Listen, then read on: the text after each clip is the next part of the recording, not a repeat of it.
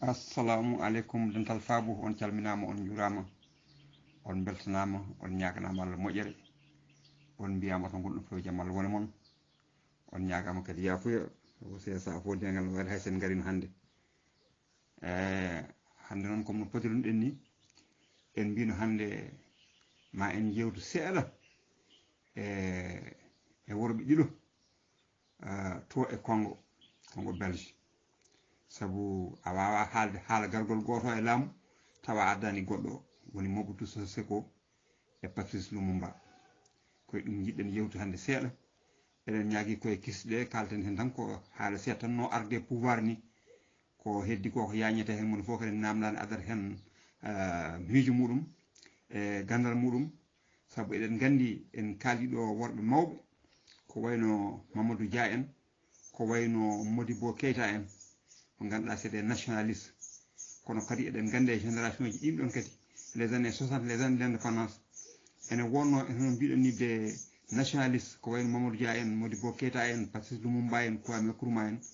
kono eɗen gandi kadi won sominoɓe hen kadi ganduɗa mana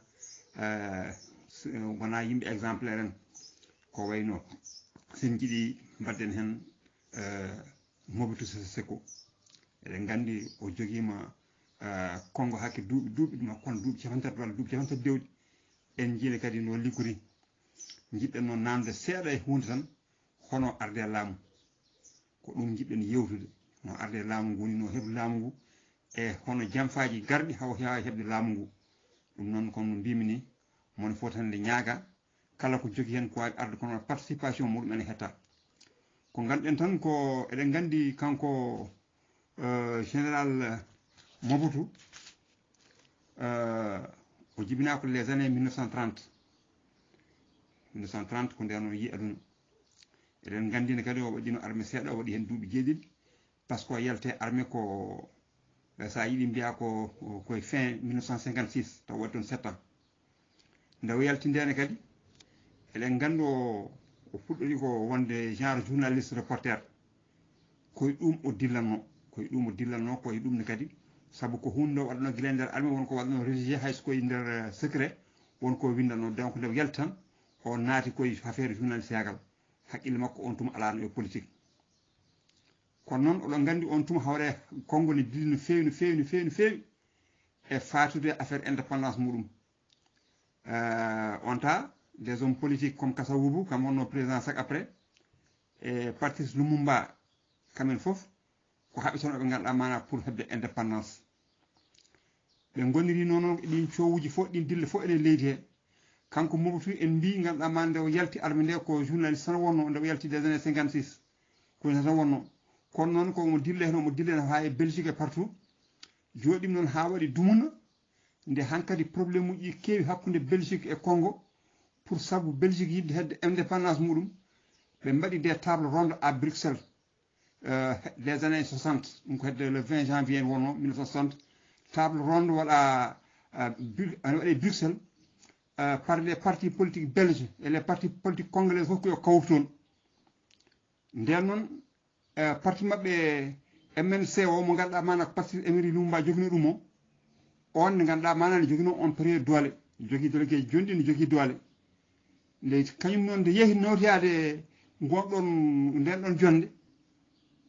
yeehi nawtoyade nden ɗon jonde ko nden suuɓimo kanko Lumumba o suuɓi ganduɗa mana Mobutu o waɗi ɗum e sara makko ñaate moɗon mbiɗen ko suuɓimo sara makko o waɗi mo secrétaire particulier makko ko ɗum tagimo nadde ganduɗa mana ha o fuɗɗi yiide damal ganduɗa mana ha o wawi nadde e nder gueɗe politique puɗɗi waɗamo intéressé o woniri noon kono tan ene wayno o artoyi tan to leydi to ko le 10 juin 1960 artoyi toon joni hawre on tuma Kasavubu presque kam woni président ene wayno Lumumba kañum jogui dole ɗe presque ene wayno kam woni siti o ko genre président du conseil ko ɗum wonno nde on woni genre premier ministre on noon ƴettimo kam waɗimo e nder gouvernement mbaɗnoɗo créé tan nde ɓe puɗɗi wadde gouvernement congolais o waɗi mo nommé secrétaire d'état à la présidence, waɗi mo conseiller chargé des affaires politiques et administratives. Donc cela veut dire sen jiɗi mbiyan kanko so sidere yari njum yo yettal yettalaɓe paaɗi hayso tawi ko arti esco ma hollu en jamfaaji ɗi o naanni ɗi o waɗi ha ganduɗa man ha waɗi nde o jogori leydi ndi eɗen gandi kam ko Patrice Lumumba ko kam woni sababu o kono kadi sababu mum woni o kadi baɗɗumo ha waɗi mo ene wondi kadi les services secrets américains par ce que Mobutu ko les services secrets américains e Patrice Lumumba ko ɓen mbaɗi mo président Patrice Lumumba kam nannimo kono hokkimo ɗon ha wawi jamfade ko les services secrets américains par ce que ɗe gandi les services secrets américains gonano welduɓe ganduɗa mana e Patrice Lumumba par ce que Patrice Lumumba nde yeehi ha ganduɗa mana belgien ɓe puɗɗi tampinde ɓe gaddi caɗele leydi he bien koɓe keeɓi indépendance haɗani ara mumen hedde leydi he o yiiɗi yaltideɓe o waɗi feere ganduɗa mana o noddi union soviétique de Khrouchtchev on ta Khrouchtchev wonno toon o waɗi feere o ñaagui ɗumen faamu par ce que omo andi ɗo ɓe paye makko ɗo fewani te les occidentaux jaɓani walludemo ko ɗum wonno caɗele makko peut être kadi ko erreur mo waɗi kadi saabu on tuma eɗen gandi la guerre froide no woodi eyyi ɗum tagui américain en mbasi jogade makko hay hoolat hayno o yeehi toon o yeehi États-Unis o yiidew men kono noon tawi kamen kam koolaki mo par ce que ne calcule so tawi ganduɗa mana wopama kanko o jogorode communiste o jogorade faade union soviétique donc so fayi union soviétique un nouveau Cuba va être né en Afrique encore donc ɓen caɗele ɗum tagui les services secrets américains kamen il fallait ko ƴeewa gorko bawɗo ganduɗa mana wadde feere ha lomtomo d' ailleurs sakko décision ɓe ƴettino tan kamɓe ɓe ndenni tan ɓe ndeeƴi ɓe ƴettino décision tan ko yo waɗa Lumumba yo waɗa supprimé so waɗaka supprimé par ce que ɓe gandi Allah ne hokkimo carrière Allah ne hokkimo verbe ɗo dere o haali fof o jeeyat le dernier mot ɗum tagi kamɓe ɓe pellino tan ko warde mo merci mon gati seeɗa par ce que ɗen gandi laamu Mobutu laamu Lumumba nde o laami tan wonnon ko complot ji waji ɓe jiiɗamo ne gandi ganduɗa mana o wona pewnoguel mum kanko nationaliste il fallait le balayer nde o naati nde tagani les belges jalti leydi ha laaɓi ɗum tagui ɓe mbaɗi feere foof ha insurrection wona e leydi he leydi ndi jiiɓodira sa ƴeewi général Bert Johnson on winduno e tableau noir goto o wi wonde ko avant indépendance après indépendance égal à avant indépendance cela veut dire que hebde ɓe indépendance waɓe heɓde indépendance fof jiimede ɓe jiiwa walla jeeyede ɓe jaade iwata ɗum laawi les forces de l'ordre gonɗoɓe congolais ɓe kamen les garnisons mbaɗi révolté nden mbaɗi révolté ɓurɓoɓe less ɓe janti hen pour ha leydi ndi jiiɓo so leydi ndi jiiɓi ronki wonde ingouvernable ɓe mbawano ɓe dañiri damal e Mobutu e Patrice Lumumba ko ɗum tagui ɗum fof so addi jiwru ndu kanko nde jiwru ndu waɗi nde ndin juɓru yeehi ha mawni hankkadi leydi ndi jiiɓima ronkama holi dañoɓe arde jaaha kaldoya e wonɓe garnison ji ɗi yimɓe fof kuli yaade kanko Mobutu ando waɗi armée ko d'ailleurs ko sergent o wonno eyyi no wettata armée ko sergent wonno o wi joni kanko on wawi yaade haalde e mabɓe o yeehe garnison ji kewɗi kono noon tagani mo dañde jaam kala ɗo yeehi o dañata toon jaam ɓe lawol omani hawo sakkitori le 8 juillet 1960 garnison Ikela nde o ari garnison Ikela ko toon noon o yetti nde no yettimi ɗon hay warde o ɗeɓi yewardemo par ce que ɓe catimo ala teni o ari omo haala inde armée omo ƴeewa ganduɗa pour ko waji ɓe no ndekiri ɓe catimo ɗoɓe catimo ɗo won yiiɓe saka ha heeɓe pelɗe mbarom yeehi ha juuti nde ko caporal goto heɓtoto ya côté par ce que Patrice Lumumba waɗi convoqué conseil des ministres ladar nomimo colonel waɗimo chef d' état major radio ngone haala ɗum on heeɗima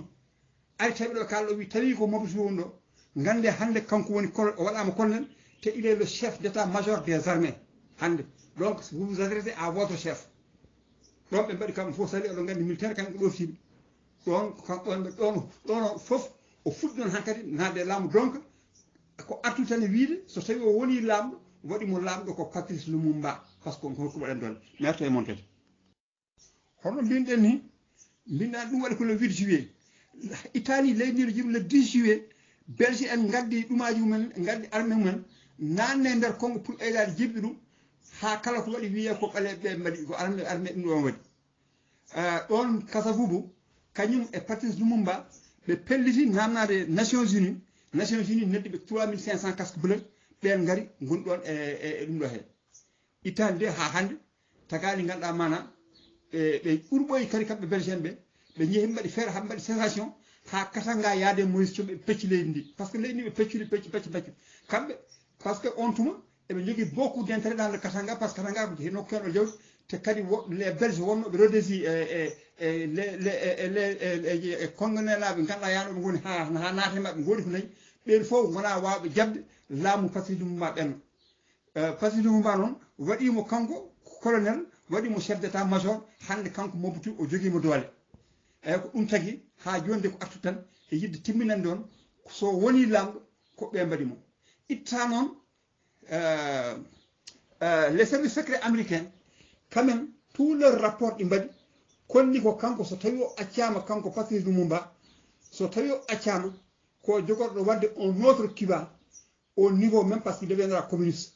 saabu yaadu makko ndu o yaano au niveau de l'Union soviétique caggal ɗum tan ɓen wonde jabtimo mbaɗi publié ko ñagude ɓe ñaguino ballal nde kanko e Kasso Hubo mbatti hen gaɗama ko jaabinomo ko wonde kam ils sont prêts à l'aider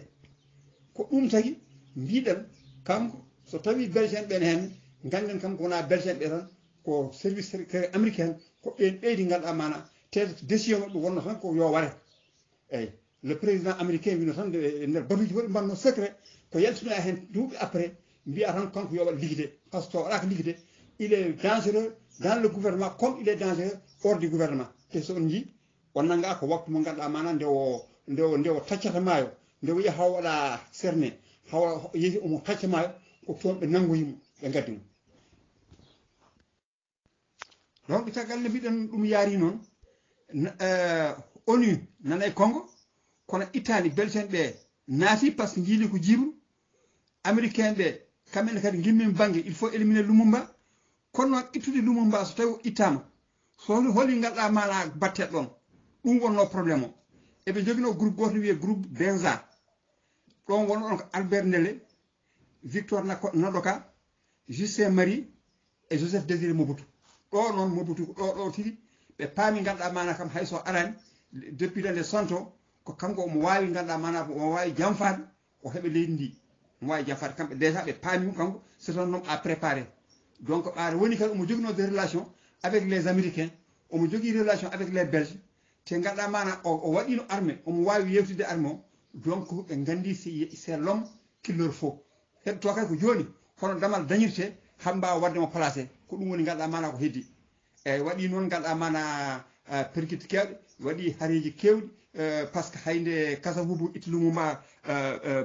premier ministre ne yiɗi nomde goɗɗo hayso dañani donc par ce que en jejjita kadi Lumumba ene joguino pouvoir leydi he ene joguino doole leydi he par ce que addimo tagimo heɓde kanko heɓde ko doole makko kono élection waɗa o dañi ganduɗa mana ɗum o moƴƴo il était presque au niveau de l'opposition c'était le mieux placé donc ɗum tagui tan haɓe gaddimo haɓe mbawi takkudemo Kasso Hubo takkimo e sara mum ko wawa passer le peuple kanko hay nde waɗimo destitué par ce que Kasso Hubo waɗinomo destitué ittimo premier ministre kono nde ittimo premier ministre nde yimɓe jaɓano wawi ɓe jiɗi rutade gartiramo sak mais ko Mobutu waɗi couvrir assemblée pour hoto député ji garta pour mbattamo ɗon kanko Patrice Lumumba donc cela veut dire on gandi kam janfa fuɗɗima yidde laamu nde fuɗɗima kiye Mobutu joni noon ko ɗon feeñata nan kadi ɓe ganda ko o woni Mobutu donc en gandi pour dire que c'est l'homme des Américains et des Belges le 3 septembre Kasso Hubo en tant que président waɗi recevoir ambassadeur USA pendant 5 heures de temps ko ɗon haala pour il faut coûte que coûte il faut ganduɗa mana Lumumba itte et le 4 septembre ko nden woni le 4 septembre ko nden wonde Kasso Hubo itti waɗi annoncé pour ganduɗa mana itti Lumumba premier ministre mais noon kadi o alano kadi on pouvoir tan joɗa tan o itta ɗum omo jogui pouvoir suɓade o adda waɗe nommé kono o ala pouvoir suɓa tan itta ɗum addi caɗele ɗe jiiɓi leydi ndi ha noon ha wayno wayni jam ñalle men dingiral men dental faaba on calminama on foye kuuɓal ina wayno o saha joni so heedi eɗen jogui rendez-vous e goto e jaale dingiral ngal goto e anduɓe e leñol ngol tawana yewtana meɗen e ɓe ganduɗa warñege mumen ƴiƴam mumen gurdam mumen haqqillantagal mumen ñeejugol mumen e doole mumen fof katantagal mumen fof mbaɗi ɗumen e leydi Afrique ngam melma ndi yaaru yeeso ndi heɓ ndimagu mayri ina jeeya ɓen noon ete worɓe ɗiɗo fayidinɓe Patrice Lumumba kañumen Mobutu Sissoko ɓeɗo ɗiɗo ko Zaïre naaɓe sa wiyama mbiya ko congolais en Congo Brazza walla ko Congo Zaïre ɓe ɗiɗo ko ɗon ɓe jeeya kamɓe ɓe jeeya e tawtoraɓe nde leydi maɓɓe heɓata indépendance e les années 1960 hay so woni Mobutu ko caggal suuɗi no so yi ha ɓoyi kam rapport hakkude makko e Patrice Lumumba ma wonno yaari ha jibina catastrophe mawɗo koye on catastrophe noon min jiiɗi sehil meɗen Adama arana meɗen holno ɓeɗo worɓe ɗiɗo hen goto fof holno natire histoire holno natire politique holno natire e heɓande leydi Zaïre ndimagu muɗum holɗo ɓe jiitodiri hol rapport gonɗo hakkude maɓɓe ha kamɓe ɗiɗo ɓe jiitodiri e nder ɓe ndendi laamu hombo maɓɓe yiiti keddiɗo ete hombo maɓɓe nanni keddiɗo e laamu ɗum koye ɗum min jiiɗi sehil meɗen Adama ara annatanda nde garteni question ngaji goɗɗi ɗiyete donc ko pour wiide tan kanko Mobutu sen ƴeewi o yeehi tak États-Unis pour yedde ganduɗa mana wadde feere ha ɓen mbat rallier cause makko ɗum koye fin juillet 1960 ɗum wonno pour wadde concilier les américains ha mauvaise impression mo jogue makko wawa iwde kono hankadi taw kamɓe ko ɗum tan ɓe jogue makko te ala koɓe pelliti so wona ala fof ɗo ɓe kawri ala ko mbaɗi envisagé ala maison blanche so wona l'éliminer pur simplement ɗum tagi mbima commission parlementaire d'enquête sur les activités des services secrets américains mbanno formellement avec la CIA ko pour wiide kanko ko yo ware so jiiɗi mbiren noon tan so tawi saka a hettima sous secrétaire d'état maɓɓe goto wiye Douglas waɗi no résumé affaire nde o wi wonde nde Lumumba ari Washington nde hollit tan ko kañum ko neɗɗo ganduɗa mana mo wona jeeyeteɗo anani mo wona ganduɗa mana beɗɗo waddude traité tan ko jiɗɗa fof ɓenna e dow mum eyyi ɗum tagui relation ji gouvernement makko e gouvernement États-Unis mbawata yaadude eyyi donc ɗum tagui kamɓe ɓe gimmanimomo te eɗen gandi on tuma ko woni dali o foof ko guerre froide gonɗo hakkude Union soviétique o e hakkude muɗum e États-Unis la guerre froide donc kono mbiɗom nani tan ko kulol hoɗo ɓe dañje Cuba goɗɗo ɗum tagi américain ɓe mbaɗi ɗum envisagé mi arta mon hay sa yeehi ha yeeso no gandi tan américain ɓe kone jaa hen le 28 août 1960 CIA waɗi notifié décision muɗum ko laaɓi kete tan ɓe mbi ganduɗa mana ko so tawi ganduɗa mana Mobutu woppama woni ene joué premier rang e nder Congo c'est le chaos pire sak ko Congo wontata ganduɗa mana ko nokku mo ganduɗa mana ce sera pour les Russes ko Russes en jeyata ɗum so tawi woni Russes en jeeyi ɗon le monde libre wonta dañi hen gueɗal donc cela veut dire kamɓe kam ɓe mbaɗani à gauche ɓe ɗan ha droite belge en garini kamɓe pour intérêt ene ƴeewa jawdi ko joguino ko hoto perti ɗum par ce que gandi perti ɓaade indépendance heɓama kono noon jiiɗa ɗum yaar noon wara no mbaɗi américain en ne gari jenti hen donc hankkadi sene wayno so les jours de Mobutu de Lumumba était compté te tawi les jours de Lumumba était compté noon mi wi on suɓanoɓeɓe eɓe gandi Mobutu était le mieux placé pour joɗade ɗon ɗum tagi nde mbaɗimo MNC oɗo wara kañum wara hono ne gandi no warda no warda par ce que peut être sen jiiɗi mbiyan l'histoire heewa ɗumininde en jii nde o wara ɓe cali hay Lumumba ɓe cali hay dañi yanade hakke ɓe mbayi huldemo par ce que ɓe mbiyatno ko so tawi woni laamu he ko dangereux so yalti il est plus dangereux ɓe kuli kadi so maayi so dañi yanade est ce que watta juurede ɓurɗo ɓeydo bonde ɗum tagi hay tombo ala sen jiiɗi ɗum tagi wiide min ko on haqqe jogii mataw Mamadou haynde maayi on jii o jooɗima de un temps très long on ronka hayɗo ubbe par ce que aucun pays n'en voulait ha hande waɗi ɗo ubba kanko Mamadou ɗo ko Maroc luɓeɓe ɗum koɓe luɓa ko luɓaɗo yanande nde eyyi ko boni kam jota luɓeɗo yanande hay mbeewa luɓetako yanande donc pour dire que hono mbirnom nani ceylagal heeɓa bonde jam fatawaka te kala hande kamɓe ɓe jiiɗa e oɗo dumon kala hen mo jiiɗa yeehi immi yiɗi fewnude heewi halkude ɗum ko sehil muɗum ɓurno c'est le cas Compaoré au Burkina c'est le cas Mamadou Dia au Sénégal e woɗɓe eyyi mi arta e mon kadi ɗum noon ko ɗum woni tan hono nan kadi caggal nde oɗo waɗa éliminé ha gasi Lumumba waɗa éliminé ha gasi sabu kanko hayde waji hayde kasaw itum premier ministre o wi kanko kirasta premier ministre tant que peuple bonnoɗo o nomɗomo ene mum ɓe paami noon c'était pour l'ennemi ɗen gueɗe mum heddi Mobutu e makko yeyi noon jooɗima ha e prédonné ko ɗum ɗo fof c'était déroulé vers les années 61 yeyi ganduɗa mana laamu ngu ronkama yo waɗ stable leydi ndi koko fecci Katanga Kivu nokku fof hankkadi woni nambiyon eɓe jarno ala ko yahata ha 1965 nde yeehi ha 1965 noon hoɗon hankkadi les militaires puɗɗi politique ummade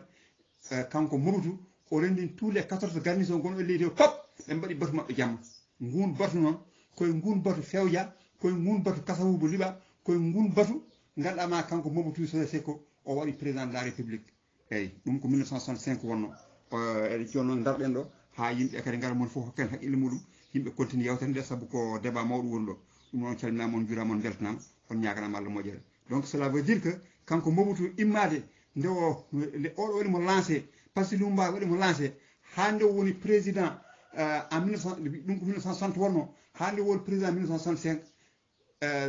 ne wayno Zaïre Congo belge wonno wiyeteno Congo belge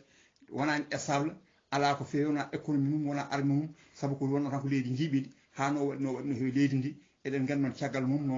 no wuurdi eɗen gandi no laamori saabu yeehi ganduɗa mana ha watti wiyede le plus riche du monde en jii ɗum en jii kadi inflation foof pendant règne Mobutu ala inflation mo waɗani e nder Zaïre saabu min mi wonde limi journal goto Jeune Afrique sako wonno journaliste goto ne haala wi kam soodi tasse café petit déjeuner à 1 million et quelque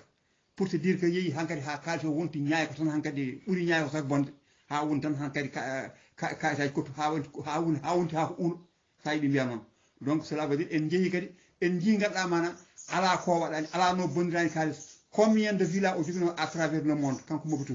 combien de réception o waɗano au Côte d'Azur invite toutes les personnalités de ce monde leydi woni holala ko gamri e fijirde e yarde peut être ɗum mbiɗa andi fedde nde wasa on dumun no wonnoɓe toon Zaïre ɓe ganduɗa ɓurɓe en ko yanaɓe dahaɓe laaɓa jango ɓurɓe en ganduɗa mana hawrude hen jii gueɗe o waɗi toon kono ko ni Mobutu arde laamu ko Lumumba nani waɗimo lancé o rewi procédure o rewi ɗon o rewi hen hawo jam fu yima yimɓe foof o heɓtito o jooɗima on waɗa ko weɗum joni noon ketten intervention yimɓe après pour nattude on jarama pour te dire que hay kanko Mobutu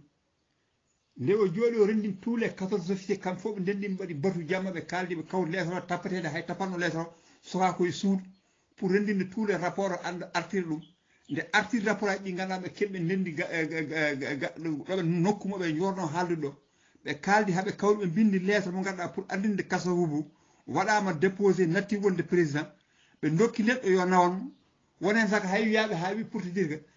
Kasavubu oto wiye président ko kanko moɓe to ɓi ala ancien président garde toujours l'honneur président